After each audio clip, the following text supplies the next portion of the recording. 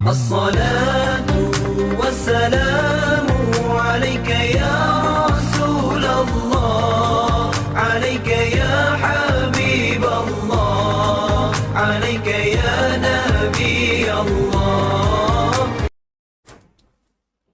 Bismillahirrahmanirrahim. Assalamualaikum warahmatullahi wabarakatuh.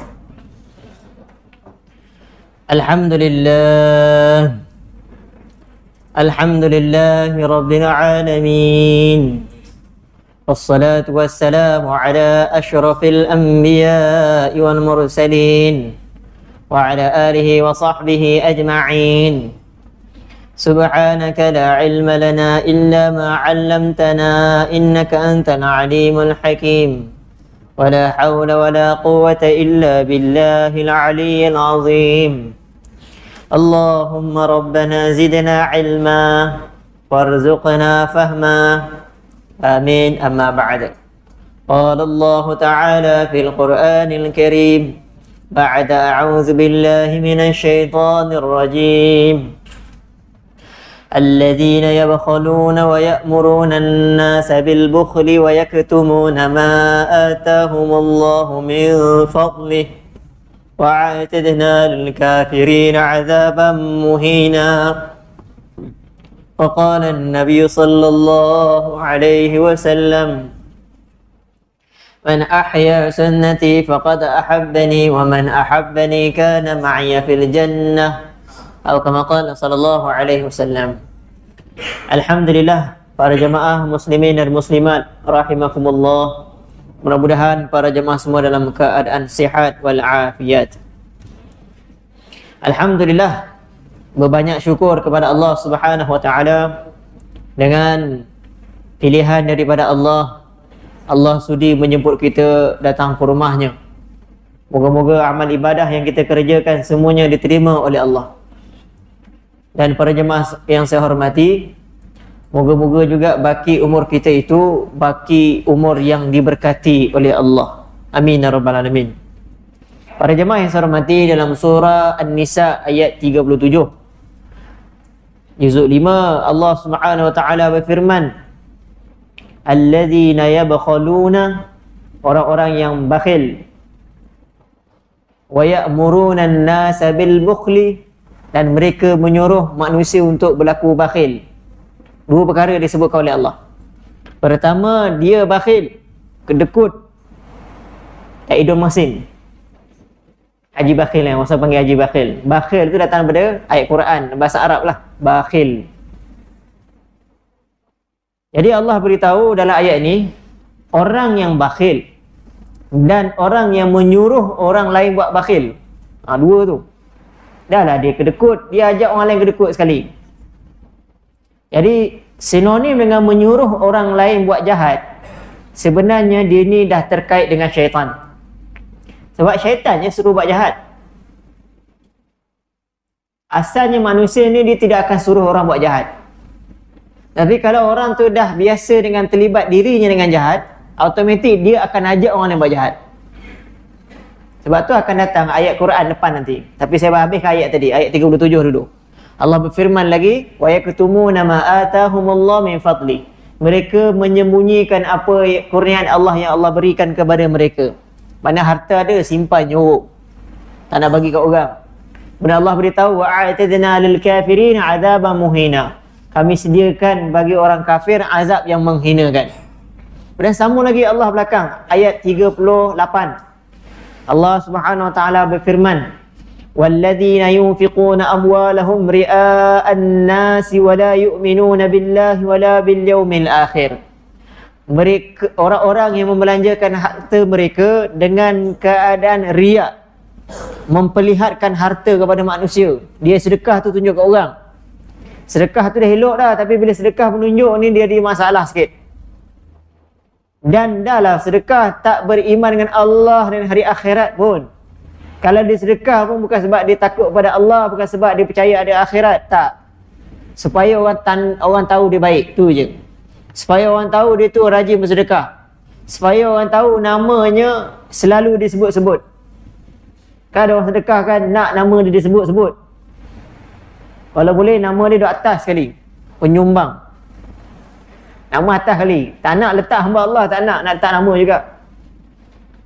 Ada orang letak nama hamba Allah. Baguslah. Dia nak jaga niat dia. Tapi tak salah kalau kita letak nama kita. Tak salah. Jangan pula kata, oh letak nama riak tu. Riak kan duduk dalam hati, mana kita tahu dia riak. Hanya Allah yang tahu seseorang tu riak. Cuma saya nak beritahu, satu orang yang dah terbiasa buat jahat, automatik dia akan kawan dengan syaitan. Sebab tu baca ayat lagi depan tu, Allah beritahu, wa may yakuni syaitanu lahu qarina. Barang siapa syaitan menjadi qarinnya. Apa makna qarin? Teman rapat, duduk dengan dia melekat. Fasa'a qarina, dan itulah seburuk-buruk teman rapat. Maknanya sifat tu kita patah balik belakang. Orang yang bakhil, suruh buat jahat, suruh buat bakhil, simpan harta, sembunyikan, tak nak sedekah. Ataupun dia sedekah tapi menunjuk-nunjuk pada orang. Atau dia sedekah tak ada sikit habuk pun percaya pada Allah dan hari akhirat. Maka semua tu dia akan kawan dengan syaitan. Dia akan terlibat dengan syaitan. Qarin, Allah sebut dalam hadis adalah ayat Quran tadi, qarin.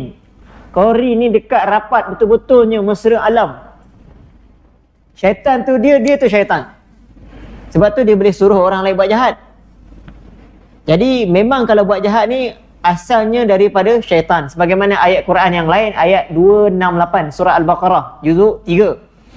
Allah Subhanahu wa taala berfirman, "Asy-syaitanu ya'idukumul faqra wa ya'murukum bil fahsya." Syaitan itu menjanjikan kefakiran. Syaitan ni akan menjanjikan kepada manusia, kalau kita sedekah kau akan jadi fakir. Jangan sedekah. Sedekah pun RM1 je cukup. Diorang bukan terima kasih kepada engkau pun kalau kau sedekah. Kau sedekah nanti dah kurang akaun dalam bank, tahu tak? Ni kerja syaitan ni. Dia akan jadi kita takut je nak sedekah. Wa ya'murukum bil fahsya, dan syaitan akan suruh buat perkara yang keji. Sebab tu asal suruh buat jahat ni syaitan.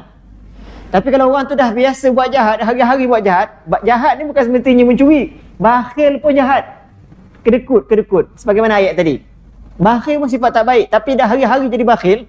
Tak pernah nak sedekah. Asal sedekah je takut. Nampak tabung buat tak nampak, tengok atas. Tabung lalu tiba-tiba jadi rabun kan. Tabung dah lepas baru terang balik mata. Mana tahu kan? Ada kadang orang betul-betul susah minta pun dia tak percaya. Jadi oleh itu para jemaah yang saya hormati, dah biasa. Maksudnya dah biasa, dah jadi bakhil. Dia bukan kita tak nak bagi sebab ada alasan, tu cerita lain. Kita tak nak bagi kalau betul memang duit tak cukup, itu tak boleh buat apa. Ataupun dia tak nak bagi itu sebab dia tak percaya orang depan tu. Orang yang minta tu dia tak percaya, betul ke ni? Jadi dia pun tak nak bagi. Itu bab lain. Yang ni memang ada dan dia boleh bagi. Tapi dia tak nak bagi dan dia berterusan tak nak bagi. Maka sebenarnya dia berkawan dengan syaitan. Fasa qarina, dan itulah seburuk-buruk kawan. Yang kita pergi kawan dengan syaitan tu kenapa? Ni ramai manusia lagi takkan kawan lagi. Yang ada kawan pula, putus kawan pula tu. Jadi janganlah kita berkawan dengan syaitan. Moga-moga Allah Subhanahu wa taala jadikan diri kita ni bersahabat dengan malaikat. Ada hadis yang diriwayatkan oleh Sayyidina Abdullah bin Mas'ud radhiyallahu anhu, yang diriwayatkan oleh Imam Tirmizi, Imam Nasa'i dan Imam Ibn Hibban rahmatullahi alaihim. Hadis tu panjang, saya baca sikit je. Nabi beritahu, "Inna lisyaitani lammatan fi bibni Adam." Sesungguhnya syaitan ini dia ada bisikan terhadap manusia. Wa inna lil malaki lammatan. Begitu juga malaikat pun ada bisikan juga. Setiap daripada kita ni ada dua bisikan. Semua kita ada. Malaikat dan syaitan. Tapi Nabi susun hadis tu, Nabi letak syaitan depan, malaikat belakang. Maksudnya yang kuat ni syaitan lagi kuat daripada malaikat. Tinggal kita je jaga diri kita. Jadi oleh itu para jemaah mati, syaitan dia makan bisik. Dia akan beritahu benda-benda yang tak baik. Maka kalau satu orang tu dapat bisikan daripada malaikat, maknanya dia bukan dapat bisikan yang jahat, dia dapat bisikan yang baik-baik. Nabi ajar, bersyukurlah kepada Allah, pujilah Allah. Sebab Allah beri kita bisikan dapat buat baik. Contoh, kita dengar bisikan nak datang masjid, alhamdulillah. Dengar bisikan nak suruh sembahyang. Dengar bisikan suruh duduk kuliah, tak payah balik. Padahal boleh balik, betul tak? boleh melepak lagi. Apa nak heran? Bisikan tu datang. Tapi dalam masa yang sama ada bisikan yang tak baik. Bisikan tak baik daripada syaitan. Maka Nabi kata kalau bisikan syaitan datang, mintalah lindung dengan Allah daripada syaitan yang direjam. Dalam hadis sebut begitu, minta lindung dengan Allah daripada syaitan yang direjam. Kemudian Nabi baca ayat yang saya baca tadi, ayat 268. Asy-syaitanu ya'idukumul faqra. Syaitan akan menakutkan kamu dengan kefakiran dan suruh kamu buat jahat. Jadi oleh itu para jamaah mati, kesimpulannya, jagalah diri kita jangan terjebak dengan tipu daya syaitan. Jadi oleh itu macam mana tak nak terjebak dengan syaitan, kita dulu kena buat baik. Kita dulu kena buat baik. Buatlah baik apa yang kita boleh buat. Buatlah. Antara buat baik tu apa dia? Ialah dengan tak berbuat jahat. Buat baik tu ialah dengan tidak berbuat jahat juga dikira sebagai berbuat baik. Jaga tangan, jaga kaki, jaga mulut, tak nak buat jahat. Itu juga dikira buat baik. Mudah-mudahan kita selamat daripada bisikan syaitan. Wallahu alam, mudah-mudahan kita dapatlah jaga diri kita pada sifat-sifat yang tak sepatutnya. Malam ini sama hadis Nabi SAW daripada kita Al-Adabul Mufrad. Hadisnya saya baca dulu. Babu adabil walidi wa birrihi liwaladihi. Wa bihi qala hadatsana Muhammad bin Abd al-Aziz qala hadatsana al-Walid bin Muslim an al-Walid bin Numair bin Aus annahu sami'a abahu yaqulu kanu yaquluna as-salahu min Allah wal adabu min al-aba'i atau kama qala sallallahu alaihi wasallam. Hadis ni riwayat daripada satu orang sahabat, satu orang lelaki yang bernama Numair bin Aus al-Ashja'i. Numair bin Aus al-Ashja'i ini, ada sebagai ulama kata dia ni tabi'in, ada kata dia sahabat. Dua-dua boleh jadi. Tetapi tak dapat dipastikan sama ada dia ni mana satu, sahabat ke atau tabi'in. Cuma kebanyakan hadis yang diriwayatkan oleh beliau ini adalah daripada dua orang sahabat, yang tu bernama Abu Darda dan Umur Darda. Umur Darda tu isteri pada Abu Darda lah. Abu Darda sahabat Nabi. Jadi oleh itu dia dengar hadis daripada sahabat yang ramainya dengar daripada Abu Darda lah. Jadi oleh itu dia cerita, dia mendengar bapanya berkata, yakni Numair bin Aus tadi. Numair bin Aus berkata, mereka itu yakni sahabat-sahabat selalu berkata, as-salahu minallah. Kesalehan itu adalah kurniaan daripada Allah. Wal adabu minal aba, dan adab itu daripada ibu bapa. Jadi tajuk Imam Bukhari letak ialah bab mengenai adab seorang bapa dan berlaku baik bapa kepada anaknya. Biasa kita dengar anak kena buat baik pada mak bapak. Tapi hadis ni Imam Bukhari bawa tentang bapa kena beradab dengan anak. Apa adab yang bapa kena ada anak, nanti saya akan huraikan. Cuma hadis yang dibaca tu disebutkan bahawa as-salahu minallah, seseorang itu kalau nak jadi soleh itu adalah kurniaan Allah, bukan kerja kita. Tapi al-adabu, adab tetap wajib pada mak bapak. Kalau mak bapak tak didik anak beradab, mana nak datang solehnya? Soleh tu bukan kerja kita. Bapak tu dah didik anak jadi baik, jadi rajin solat, jaga adab dengan orang tua, hormat, jaga pertuturan, dia dah ajar dah elok dah. Selebihnya yang jadi baik budak tu adalah kurniaan daripada Allah, kata Nabi. Bukan kerja kita. Kita tak boleh nak kontrol budak tu tiba-tiba jadi baik. Kalau kita tak pernah didik mereka jadi baik, mana nak datang baiknya? Jadi sebab itulah adab asalnya bermula daripada ibu bapa dulu, baru datang daripada anak tu akan balas. Jadi banyak kisah-kisah yang dibawa dalam kitab syarah ini berkaitan tentang adab satu orang bapa kepada anaknya. Jadi oleh itu para jemaah yang saya hormati, sebelum saya masuk cerita itu, ada perkataan adab itu sendiri. Adab ni ramailah ulama menghuraikan dengan banyak makna. Antaranya ialah adab ini ialah digunakan untuk perkara yang berbentuk perkataan, perbuatan yang baik. Jadi semua perkataan baik, perbuatan baik, semua dipanggil adab. Contoh satu orang tu cakap elok, dia ni orang beradab. Begitu. Begitu juga ada yang kata selagi mana orang tu beramal dengan akhlak mulia, akhlak dia kita kata akhlak dia baik, maka dia juga orang yang beradab. Jadi adab ini kebiasaannya ada ilmu. Tapi tak semestinya orang berilmu ada adab.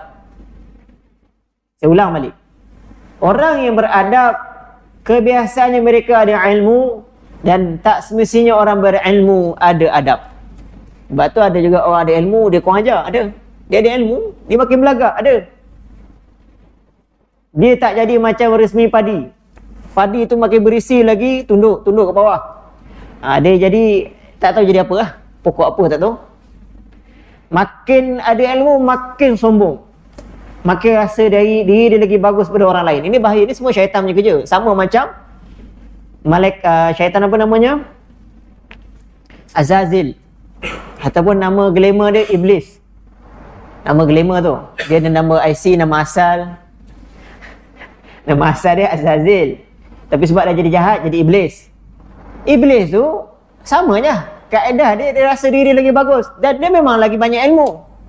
Dia punya ilmu, dia bandingkan Nabi Adam, dia lagi banyak. Tetapi sebab sombong punya pasal, rasa diri lagi bagus, maka dia dikeluarkan daripada syurga, dibuang, halau terus. Allah singkirkan dia. Bahkan dikekal dalam api neraka. Jadi oleh itu, jadilah kita orang yang beradab, yang berilmu.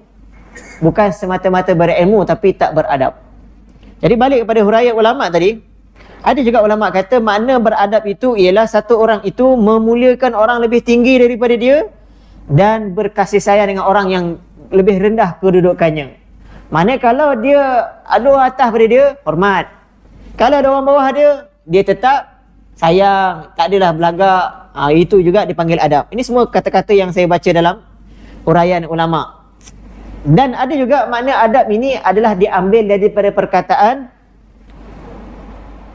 kalau kita pernah dengar perkataan al-ma'dubah. Pernah dengar kot? Al-ma'dubah ini adalah hidangan makanan. Hidangan makanan. Jadi kalau orang mengajak kepada kenduri, dia panggil ad-da'wah ilal ma'dubah. Ini bahasa Arab lah.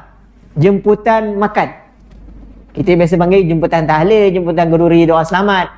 Ini bahasa Arab ad-da'wah ilal ma'dubah. Jemputan kepada makan. Kenapa? Daripada mana perkataan adab tu? Tu daripada perkataan ma'dubah tu. Adab di situ ada. Alif, dia ada hamzah, ada dal, ada ba. Jadi kenapa disamakan adab dengan hidangan makan?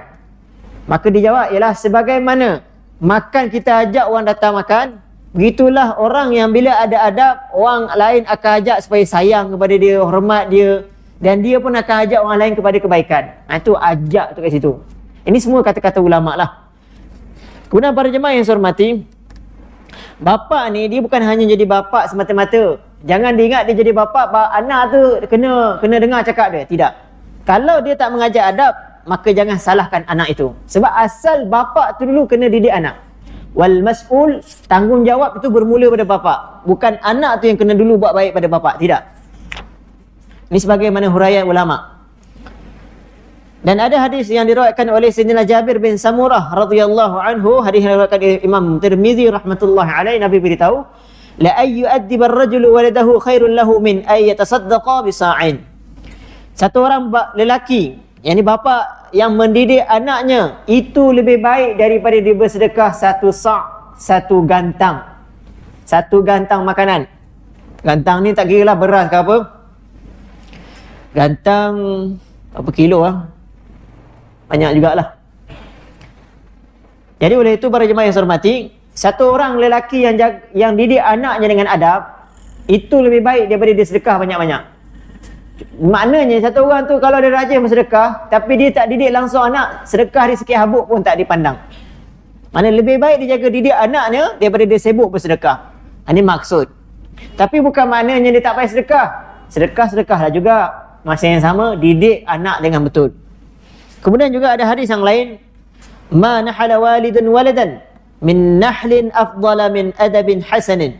Tidak ada pemberian oleh seorang bapa kepada anaknya yang lebih baik daripada adab yang baik. Maknanya satu orang nak bagi hadiah kepada anaknya, apa yang lebih baik? Kau jaga adab je kepada anak. Ajar adab kepada anak, itu lebih baik daripada bagi hadiah mewah-mewah, bagi hadiah mahal-mahal. Kononnya tanda sayang anak, tapi anak tak beradab. Itu adalah seburuk-buruk pemberian. Jadi oleh itu para jemaah yang saya hormati, kalau nak didik anak ni, sebagaimana ada kata ulama Hasan Basri rahmatullahi alaih, Mengajar anak adab masa kecil, dia sama macam kita ukir kat batu. Ni kata-kata bukan hadis. At-ta'allumu fis sighari kan naqshi fil hajari. Cantik bahasa Arab dia. Satu orang yang mengajar adab pada anak yang masih kecil sama seperti dia ukir atas batu. Maksudnya apa? Nak ukir tu susah. Tapi kalau dah ukir, dia akan lekat sampai bila-bila. Anak pun begitu juga. Nak ajar anak masa kecil ni bukan senang. Ada je. Tapi kalau dah terdidik anak tu adab, sampai ketua dia akan amal. Bahkan dia akan cerita balik. Dulu bapa aku macam ni. Dulu bapa aku ajar macam ni. Dulu bapa aku. Dia bapak je semua. Sebab bermula bapak tu yang ajar. Kemudian para jemaah yang saya hormati, kata Luqman Al-Hakim juga, darbul walidi lil waladi kama taris sama'i li zar'i. Pukulan seorang bapa kepada anaknya adalah sama seperti hujan yang turun menyirami tanaman. Kalau tengok hujan tu kadang-kadang macam tak ada manfaat. Contoh banjir lebat, habis ribut semua. Tapi kadang-kadang banjir ni ada manfaatnya, iaitu dia kalau siram atas tanaman, tanaman jadi subur. Begitulah ibaratnya satu orang bapa yang rotan anak ni. Asal rotan ni sakit. Bapa kalau pukul anak sakit. Tapi kalau rotan sebab didik anak, dia tak ada tengok sakit tu. Dia tengok hasil daripada rotan tadi. Anak tu kalau beradab, itu rotan yang baik. Tapi bukanlah selalu kena rotan anak. Bukan maksud suruh rotan Maksudnya kalau ada masa-masa anak tu terpaksa rotan, dengan cara itu dia boleh jadi baik, maka rotanlah. Tapi berpada-pada. Jadi kalaulah anak tu boleh berubah dengan sebab rotan bapak tadi, rotanlah. Itu sama macam satu air yang turun daripada langit, siram tanam-tanaman yang akan keluarkan hasil satu hari nanti. Hujan turun pada tanaman, bukan keluar hasil masa itu. Sama juga bapak rotan anak tu, bukan hasil hari itu juga dia berubah. Boleh jadi satu hari nanti dia akan kenang, dulu bapak aku ingat lagi. Bapak aku lipat aku, rotan aku mandi sungai. Contoh mandi pada aku terjun sana, balik lambat, kena libah dengan bapak aku. Masa kena tu ni malah sakit, dia marah. Tapi sesudah tu dia akan terkenang balik. Terima kasih ayah. Terima kasih bapak dulu rotan aku. Dia akan jadi macam tu. Sama macam hujan hasil tadi tu. Hasil tu bukan datang masa tu, lambat. Tapi akan ada juga hasilnya. Dan para jemaah yang saya hormati, kata lagi kalam-kalam ni kalam-kalam yang menunjukkan kata-kata nasihat. Saya sebut juga. Man addaba ibnahu saghiran qarrat 'ainuhu bihi kabiran. Barang siapa yang mengajar adab kepada anaknya semasa kecil, maka anak tu nanti akan menjadikan dia matanya sejuk semasa dia tua. Maknanya kalaulah sekarang ni dia susah payah jaga adab, nak didik adab kepada anak, satu hari nanti dia tua, dia akan rasa seronok tengok apa yang dia ajar dulu. Tak sia-sia yang dia ajar. Anak tu akan jadi penyejuk mata buatnya semasa dia tua. Kemudian Ibn Qayyim juga ada sebut kalam-kalam daripada Ali bin Abi Talib radhiyallahu anhu. Ali bin Abi Talib ada kata, allimuhum wa addibuhum. Ajarlah perkara yang baik kepada mereka dan didiklah mereka. Dalam Quran Allah ada berfirman, wa'budullaha wa la tusyriku bihi syai'a wa bil walidaini ihsana. Allah kata, hendaklah kamu sembah Allah dan jangan syirikkan Allah sesuatu pun. Kemudian lepas sembah Allah, Allah kaitkan buat baik pada mak bapak. Buat baik pada mak bapak datang sesudah beribadat kepada Allah. Maka datang hadis Nabi sallallahu alaihi wasallam, i'dilu baina auladikum fawasiyatullahi lil aba'i bi auladihim sabiqatun ala wasiyatil auladi bi abaihim. Hendaklah kamu berlaku adil di kalangan anak-anak kamu, kerana perintah Allah kepada bapa supaya berbuat baik kepada anak-anak mereka mendahului daripada perintah anak-anak buat baik kepada bapa mereka. Jadi Nabi sendiri beritahu sebenarnya sebelum bapa tu dia nak marah anak tak beradab kepada dia. Contoh bapa tu marah anak dia kurang ajar, anak tak nak dengar cakap. Kena nilai dulu masa dia dulu macam mana. Dia ada tak ajar adab pada anak tersebut. Sebab perintah sebelum bapa marah anak tak beradab kepada dia, dia kena tengok dulu. Dia ada tak beradab kepada anaknya dengan ajar adab kepada anaknya. Perintah suruh jaga anak ni datang dulu, baru datang perintah suruh buat baik pada mak bapak. Antara ayatnya apa Allah pernah berfirman, wala taqtulu auladakum khasyata imlaq. Janganlah kamu membunuh anak kamu kerana takut miskin. Maksudnya ada orang risau dapat anak sebab takut miskin. Kalau orang Arab dulu dia tanam anak dia hidup-hidup. Sebab dia kata nak habis lah kalau anak ni ada tak cukup makan. Jadi dia yang asalnya telah memusnahkan anak dia. Bukan anak yang memusnahkan dia. Maka satu hari nanti kalau anak musnahkan dia, jangan marah. Sebab dia yang mula dulu. Kemudian para jemaah yang saya hormati, kebanyakan, ini kalam-kalam ulama, kebanyakan anak-anak yang hari ini rosak adalah berpunca daripada mak bapak mereka. Kerana mak bapak mereka tak mempedulikan mereka, tidak mengajar asas-asas agama kepada mereka.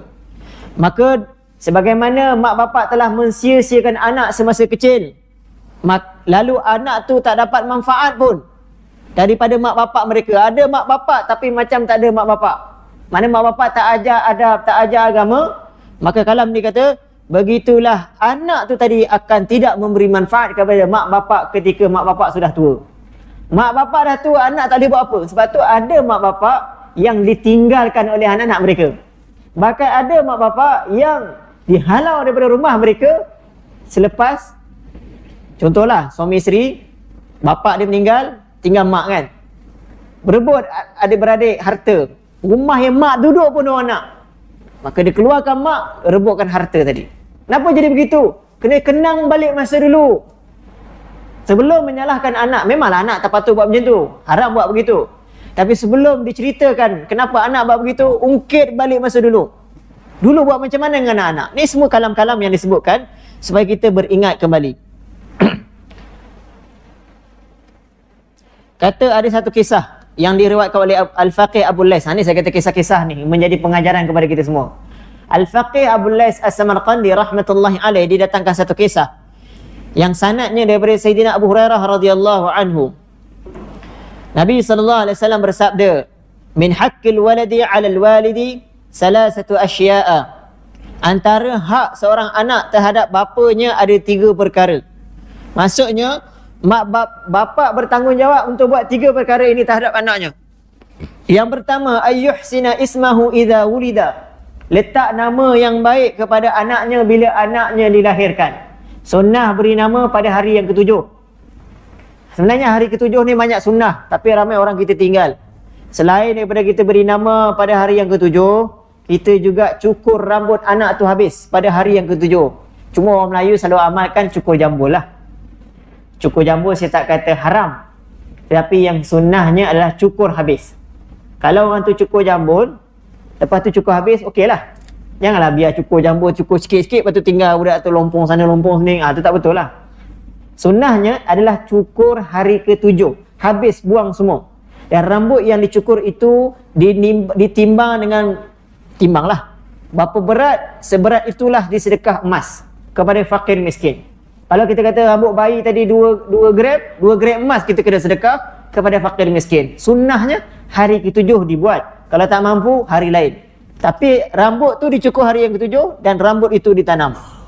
Kemudian juga hari ke-7 juga diberi nama. Berilah nama yang baik-baik pada hari yang ke-7. Isytiharkan namanya. Kemudian kalau mampu buatlah aqiqah pada hari yang ke-7. Kalau tak mampu, hari lain pun tak apa. Duit lebih buatlah. Tak ada duit, lain kali pun boleh. Kemudian kalau mampu lagi, sunatkan anak itu hari yang ke-7. Khatankan. Ini saya tak mampu nak amal. Sunatkan anak masa 7 hari. Bukan 7 tahun, 7 hari. Hari ke-7 tu dah boleh sunat. Ya. Kita jangan pelik Hari tu saya ada dengar, ada artis kita ada buat khatan anak dia masa bayi. Sebenarnya khatan masa bayi lagi mudah. Sebab tak potong banyak dan anak tu pun senang dijaga. Dia pun baru berapa hari, mana buat apa-apa lagi, dia terbaring, tak ada pusing sana sini. Kalau anak tu dah besar, memang tak ada lah. Jangan dibuat. Tapi ada juga bapa tak peduli pasal khatan anak ni. Kadang anak dah sekolah menengah pun tak khatan lagi. Tu yang orang takut kerana kau tahu kau punya dah keras. Ni kena pakai mesin ni. Tak boleh pakai dah pisau gunting ni, tumpul. Kau nak pakai mesin, gergaji ni. Salah siapa sebenarnya? Salah mak bapak lah. Khatan sebenarnya masa dia muda-muda lagi, budak-budak lagi khatan. 6 tahun, 7 tahun dah okey dah. Kalau lewat-lewat lah tu. Atau bersekolah rendah lah kita kata. Janganlah sampai dia nak masuk sekolah menengah. Ini satu perkara yang tak sepatutnya. Kemudian yang kedua, apa hak yang perlu dibawa oleh seorang bapa? Wa ya'allimuhul kitaba idza aqala. Yang ni pun ramai orang tak buat. Ajar anak Quran bila anak tu dah cerdik. Bila anak tu dah faham kita cakap, dia boleh balas balik, maka yang pertama kena ajar adalah Quran. Kalau tak boleh ajar Quran, hantar dia pergi mengaji. Cari orang boleh ajar. Quran, mula-mula didik. Dia pandai celik je, Quran dulu ajar.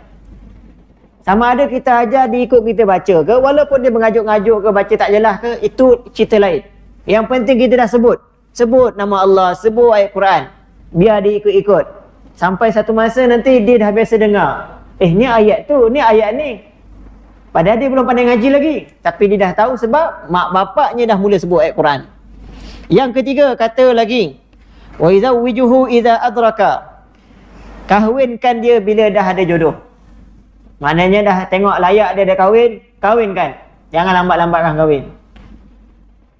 Maka dibawa satu kisah yang menceritakan tentang kisah hadis yang Nabi beritahu tadi. Iaitu riwayat daripada Sayyidina Umar bin Al-Khattab radhiyallahu anhu. Ada satu orang lelaki datang kepada Sayyidina Umar bawa anak lelaki dia. Mana anak dia dah besar lah. Dia dengan anaknya datang jumpa Sayyidina Umar. Maka lelaki tadi, lelaki pun dah tua, dia beritahu pada Sayyidina Umar, "Inna bani hadha ya'quni." Ni anak aku ni, yang lelaki ni, dia telah derhaka kepada aku. Maka Sayyidina Umar pun berkata pada anak lelaki, "Ama takhafullaha fi 'uquqi walidika. Tak takut ke kamu kepada Allah menhakai bapak kamu? Kamu tak takut ke Allah? Kamu tahu tak kalau dahaka pada bapak ni neraka jawapannya?" Ini Sayyidina Umar warning anak tadi. "Fa inna min haqqil walidi kadza." Hak satu orang bapa kepada anaknya sekian-sekian perkara. Sayyidina Umar sebutlah apa tanggungjawab anak kepada bapak. Kau kena buat macam ni pada bapak kau kena macam ni pada bapak kau. Dulu saya pernah cerita kat sini. Sayyidina Abu Hurairah pernah sebut beberapa perkara hak satu orang anak terhadap bapak dia. Mana apa yang anak boleh buat. Antaranya apa? Jangan panggil bapak dengan nama bapak. Jangan berjalan di hadapan bapak. Bapak jalan dulu, anak berjalan belakang. Itu semua ada sebut tu. Sayyidina Abu Hurairah sebut hadis tu. Kalau jangan duduk sebelum dia duduk. Itu saya kias. Jangan makan dulu sebelum dia makan. Ini semua benda ada-ada tu kalau anak dengan bapak. Habis bapak dengan anak, ini baru datang hak ceritanya. Maka anak tu berkata kepada Sayyidina Umar, Ya Amirul Mu'minin, wahai Amirul Mu'minin, amma libni ala walidihi haqqun. Ada tak untuk anak kepada bapak hak? Mana ada tak satu hak yang boleh dituntut pada seorang bapak? Maka jawab Sayyidina Umar kata, na'am ada. Haqquhu alaihi ayyas tanjiba ummahu. Kata Sayyidina Umar, yang pertama hak satu orang bapa, dia kena mencari wanita yang terbaik untuk jadi ibu kepada anak dia. Maknanya kalau dia nak kahwin, carilah perempuan yang baik-baik. Nabi kan dah ajar cara calon isteri apa yang kita utamakan. Yang beragama, bukan cantik semata-mata. Cantik tu penting juga. Tapi daripada cantik, agama tu penting. Kalau cantik tak ada agama, apa gunanya? Rosak anak tu tadi. Yang pertama, tanggungjawab si bapa tadi, cari isteri yang baik-baik. Ya'ni la yatazawwaju imra'atan dani'atan likai la yakunu libni ta'yirun biha. Jangan dia kahwin mana-mana perempuan yang tak baik supaya nanti anak tu tak dapat malu disebabkan mak dia tadi. Bila dia dapat mak tak baik, takut keburukan mak tu turun kepada anak. Jadi anak dia juga akan dapat malu punca bapak dia yang pergi kahwin dengan salah wanita. Yang kedua, kata Sayyidina Umar lagi, wa yuhsinu ismahu wa yu'allimuhul kitab. Beri nama yang baik, ajar dia Quran. Maka anak dia jawab balik kepada Sayyidina Umar. Tadi kan anak dia, bapak dia marah, anak dia dahaka pada dia. Sekarang ni anak dia nak mengadu pada Umar. Apa cerita dia? Fa wallahi mastanjaba ummi wa ma hiya illa sindiyatan ishtaraha bi 400 dirhamin. Kata anak dia tadi, demi Allah, ni bapa aku ni, dia tak cari ibu yang baik kepada aku. Maksudnya dia kahwin dengan perempuan yang lekeh-lekeh. Iaitu dia telah cari satu perempuan yang bertaraf hamba. Yang dibeli perempuan itu sebanyak 400 dirham. 400 dirham. Murah sangatlah. Dirham bukan dinar, dirham. Jadi bila dia beli 400 dirham, maknanya perempuan tu hamba. Bila perempuan tu hamba, bapak dia merdeka. Mestilah anak tu akan dapat malu bila lahir. Mak kau hamba, mak kau hamba. Anak-anak ni dia tu akan dimalukan oleh kawan-kawan dia. Jadi daripada kecil lagi dia dah terasa dia tak dihormati. Sama juga hari ni, kalaulah satu orang tu kahwin dengan satu perempuan pelacur, kan? Na'udzubillah min zalik, minta dengan Allah. Satu orang kahwin dengan perempuan pelacur, keburukan dia apa tu anak tu akan dapat nanti. Kalau orang tahu mak dia pelacur, bukan setakat mak dia pelacur lah, mak dia pernah ditiang ke apa, tak kisahlah. Dia punya malu tu, sepanjang hidup anak tu akan dibawa malu. Sebab tu awal si bapa tu nak kahwin, cari perempuan baik-baik. Yang kedua kata anak dia tadi, wala hassana ismi, dia tak bagi nama yang elok kepada aku. Apa nama dia bagi? Sammani Ju'alan Zakarul Khuffash. Dia bagi nama aku Ju'al. Apa makna Ju'al? Kumbang jantan. Punya banyak nama dalam dunia ni, dia boleh bagi nama aku kumbang, wahai Umar. Anak dia mengadu pada Sayyidina Umar tadi. Kan siapa jahat ni sekarang? Kemudian kata lagi, wala 'allamani min kitabillahi ayatan wahidatan.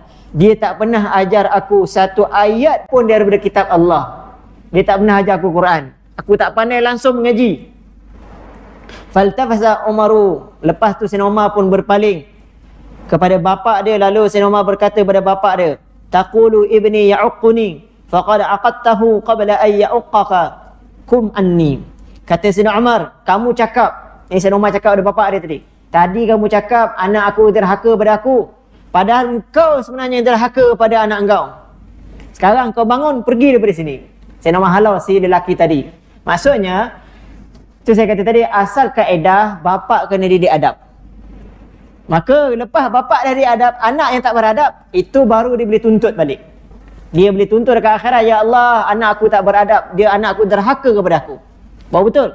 Tapi kalau bapa tak pernah ajar adab, tiba-tiba anak tak derhaka pada dia, jangan salahkan anak.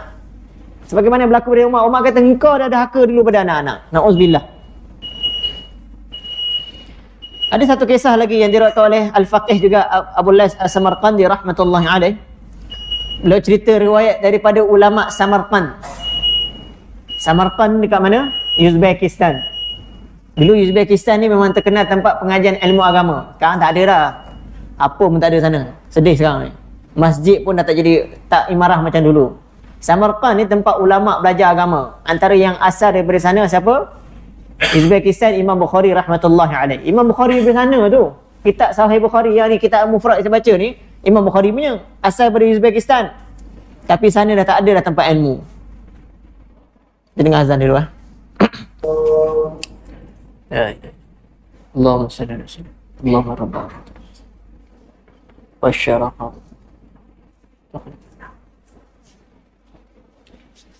Para jemaah yang hormati, saya sambung satu ada lagi beberapa kisah lagi pasal cerita saya tadi. Kisah ini diriwayatkan oleh ulama Samarqand. Samarqand ni kat mana? Satu bandar di Uzbekistan. Saya cerita tadi sana bandar ulama, ramai ulama hasil daripada sana. Antara yang hasil daripada sana antaranya Imam Muslim pun daripada sana, Imam Bukhari. Ni semua ulama daripada sana. Tapi sana sekarang dah tak jadi dah tempat ulama. Jadi ceritanya, ada satu kisah satu orang lelaki tu datang beritahu yang anak dia telah pukul dia dan tak bagi makan. Anak dia pukul bapak dia, anak dia tak bagi makan kepada bapak dia. Maksudnya bapak tu dah tua lah, anak dah besar. Maka si ulama tadi dengar, subhanallah, maha suci Allah. Anak pukul bapak, dia jadi pelik. Anak sanggup pukul bapak. Maka si bapak kata, ya, anak aku pukul aku dan dia tak bagi makan kepada aku. Maka soalan ulama tadi tanya pada dia tadi, hal 'allamtahu al-adaba wal 'ilma? Ada tak kamu ajar adab dan ilmu? Soalan pertama tu. Ditanya, ada tak kau ajar adab dan ilmu? Maka si bapak dia kata, tak, aku tak ajar. Maka ditanya lagi, fahal 'allamtahu al-Quran? Ada tak kamu ajar Al-Quran? Jawab bapak tu tak. Fa ayyu 'amalin ya'mal? Anak kamu kerja apa? Anak kamu kerja apa tu? Maka jawab si bapa tadi, az-zira'ah, kerja bertani, bercucuk tanam. Hal 'allamta li ay shay'in darabaka? Ada tak kamu ajar sesuatu yang dia boleh menyebabkan dia pukul kamu? Maksudnya ada tak penyebab-penyebab yang dia pukul kamu? Kamu ada tak ajar apa-apa? Ilmu lawan-lawan ke mana tahu? Maka jawab si bapa tadi, tak ada, tak ajar apa pun. Tapi tak tahu kenapa dia pukul aku. Maka si ulama ni yang buat andaian. Dia kata, jadi dia tengok tadi kan, anak dia kerja bertani, Maka jawab si ulama tadi, kemungkinan anak kamu waktu di pagi, dia bangun-bangun tidur, dia terus pergi menuju ke tanaman. Masa tu dia naik keldai. Dan dia naik keldai, lembu letak kat depan. Dia sambil naik halau lembu. Kemudian di belakang dia letak anjing. Anjing ikut sekali. Jadi anak kau mesti tak pandai Quran kan, sebab kamu tak ajar Quran. Jadi dia pun nyanyi. Sambil nyanyi. Ni ulama tu jawab. Sambil dia nyanyi, fataghanna. Lalu kamu pun datang waktu tu. Anak kau tengah menyanyi, tengah naik kenderaan, naik keldai, depan dia lembu, dia pukul lembu suruh jalan, belakang anjing tu ikut. Maka kau datang waktu itu, maka dia menyangka kau tu lembu, dengan kau sekali kena pukul. Itu kisah dia. Maka kamu patutnya puji Allah, berterima kasih kepada Allah. Sebab apa? Dia tak pecahkan kepala kamu. Mana kau okey, hidup lagi. Kesilat hari bulan kalau anak kau pukul, mati terus ni. Jadi daripada situ apa dia? Ulama' dia nak faham kepada kita, jangan salahkan anak tu tadi.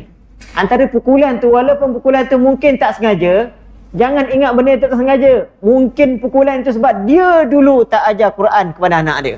Dulu. Jadi dia punya balasan tak dibalas masa dulu, dibalas masa dia dah tua. Anak dia aniaya dia masa dia tua. Na'udzubillah min zalik.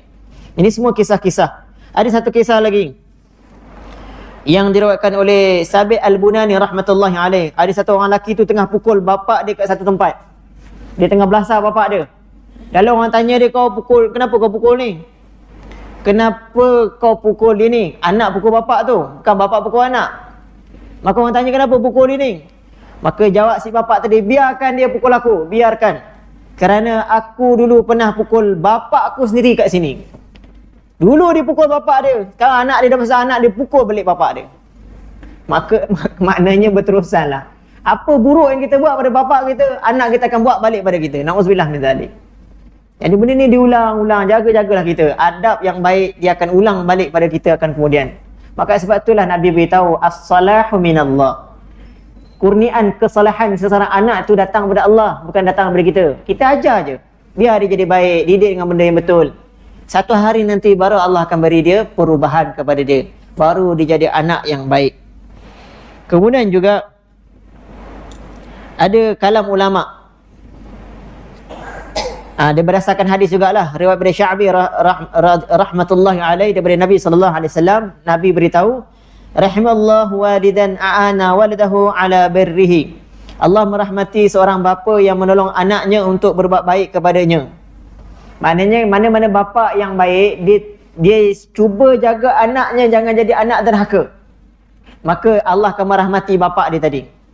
Antaranya macam mana? Dia tak suruh anaknya dengan suatu arahan yang dia takut anak dia tak buat benda tu. Maka disebabkan anak tak buat tadi, anak dia akan jadi anak derhaka. Maka dia tak nak jadikan anak dia derhaka, dia tak suruh benda tu. Maka perbuatan bapa tu tadi, bukan benda tu sia-sia. Allah akan merahmati si bapa tadi. Jadi kita lah sebagai bapa misalnya, kalau kita rasa dengan arahan yang kita beri tadi, anak tak dengar, lebih baik tak payah beri pada dia. Sebab dia akan jadi anak derhaka. Dan tempat anak derhaka kat mana? Neraka Allah Subhanahu Wa Taala.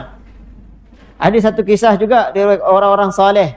Ada orang tanya dia, kenapa tak suruh anak kau suruh buat baik, buat tu, buat ni, kenapa? Kau bila ada hajat apa-apa, suruh orang lain buat, tak suruh anak sendiri. Kata dia tadi, orang soleh tu jawab, kerana aku takut kalau aku suruh anak aku ni, dia tak nak buat. Maka bila dia tak nak buat, dia layak dapat api neraka sebab yang suruh tu bapak dia. Maka aku tak sanggup untuk bakar anak aku dengan api neraka. Ni hebatnya bapak ni. Tak ada lagi kita terfikir begitu tak? Kalau suruh-suruh je, lantaklah kau anak, kau dah dengar cakap aku. Tapi tengok anak melawan. Anak melawan, confirm neraka tau. Kita kena ingat tu. Jadi oleh itu para jemaah yang semati, dua-dua pihak kita kena ada. Anak memang wajib buat baik pada bapak. Bapak pun wajib didik anak dengan baik. Daripada anak tu kecil lagi. Jadi mudah-mudahlah kita faham hadis ini. Dan para jemaah yang saya hormati, ada 7 perkara yang diberi ganjaran. Ni saya baca terjemah je terus. Riwayat dari Sayyidina Anas bin Malik radhiyallahu anhu, yang pertama ialah siapa bina masjid, maka dia akan dapat pahala selama mana masjid tu digunakan, ada orang solat dalamnya. Barang siapa yang mengalirkan sungai, selama mana air sungai tu mengalir dan manusia dapat manfaat minum, maka selama itu dapat pahala. Barang siapa tulis Quran, mana dia tolong cetak Quran ke, dia wakaf duit beli wakaf Quran ke, semua sama tu, Maka selama mana orang baca Quran, selama tu dia dapat pahala. Dan siapa yang keluarkan air mata air supaya dapat manfaat air mata air tersebut, maka selama tu juga dia dapat pahala. Siapa tanam pokok, dia juga akan dapat pahala selama mana manusia makan ataupun burung makan. Ini kita semua ada tanam-tanam tu, janganlah rasa sedih kalau orang ambil Memang kadang-kadang geram juga, pisang hilang kan, elok-elok dah berbuah hilang, sabar, dapat pahala. Selama mana pokok tu ada hasil dan dimakan, burung makan pun dapat pahala. Jadi kalau orang makan dengan niat mencuri pun jangan marah. Halalkan. Sebab kita dapat pahala. Dan seterusnya, saya sambung lagi. Siapa yang ajar ilmu, sama juga ilmu tu diamalkan, dia dapat pahala. Siapa tinggalkan anaknya dan kadang anak dia memohon ampun untuknya, dan anaknya mendoakan untuknya sesudahnya, maka itu juga adalah ganjaran pahala untuknya. Dan barang siapa, yakni apabila dia dapat anak yang saleh, yang bapa dia ajar Quran, ajar ilmu agama, maka ganjaran pahala itu akan dapat pada bapa dia tanpa mengurangkan pahala pada anaknya tadi. Maknanya anak yang dapat ilmu, anak yang baca Quran, tapi pahala sikit tu, banyak amal anak tu semua masuk saham bapa dia. Macam saya katalah diri saya ni, saya kan 5 beradik hafiz Quran. Saya masih talqin kubur tu saya cakap ni, kami 5 beradik Quran, baca Quran, semua masuk pada saham bapa saya. Tu saya je kata, bapa saya dah untung lama dah untung. Dia dah untung dah. Dia seronok je dapat pahala. Sebab saya baca sikit pun, saya jadi imam ke, saya baca sendiri ke, semua masuk dalam buku dia sebab dia yang didik suruh belajar Quran. Jadi saya kata, terima kasih pada ayah. Takkan dapat benda tu. Saya sendiri ni sebagai bapa belum tentu anak saya boleh jadi hafiz Quran. Belum tentu. Saya pun tak tahu anak saya jadi hafiz ke tidak. Moga-moga dia jadi hafiz. Jadi saya 5 beradik tu, saya kata 5 beradik ni baca je Quran, automatik masuk dalam saham pahala bapa saya. Dia tengah tunggu pahala je, tunggu masuk je. Saya jadi imam, apa saya saja buat semua masuk untuk dia, tanpa mengurangkan pahala saya sedikit pun. Dia terus dapat banyak. Dan kata lagi hadis tu, barang siapa yang bapa dia tak ajar anak dia Quran dan dia ajar anak dia buat benda jahat, maka dosanya juga kena pada bapaknya tanpa mengurangkan dosa anak tu. Maknanya anak tu jadi jahat sebab apa? Punca pada bapak dia. Bapak dia tak didik anak, maka bapak dia pun akan dapat dosa anak tu tadi tanpa mengurangkan dosa anak tu tadi. Na'udzubillah min zalik. Jadi itu kesimpulannya, kita jaga diri kita, didiklah anak kita dengan benda yang baik, tunjuklah apa yang kita boleh tunjuk yang benda baik-baik. Moga-moga mereka ikut, mereka dapat amal, mereka jadi anak yang saleh dunia akhirat insya-Allah. A'udzubillahi minasyaitonirrajim. Bismillahirrahmanirrahim. Alhamdulillahirabbil alamin wassalatu wassalamu ala asyrafil anbiya wal mursalin wa ala alihi wa sahbihi ajma'in. Allahumma inna na'udzubika min 'ilmin la yanfa'u, min qalbin la takhsha'u, min nafsin la tashba'u, min da'watin la yustajabu laha. Allahumma arina al-haqqa haqqan warzuqna ittiba'ahu wa arina al-batila batilan warzuqna ijtinabah. Rabbana atina fid dunya hasanatan wa fil akhirati hasanatan wa qina adzabannar. Sallallahu ala sayyidina Muhammad walhamdulillahirabbil alamin. Subhanakallahumma wa bihamdika asyhadu an la ilaha illa anta astaghfiruka wa atubu ilaik. Assalamualaikum warahmatullahi wabarakatuh.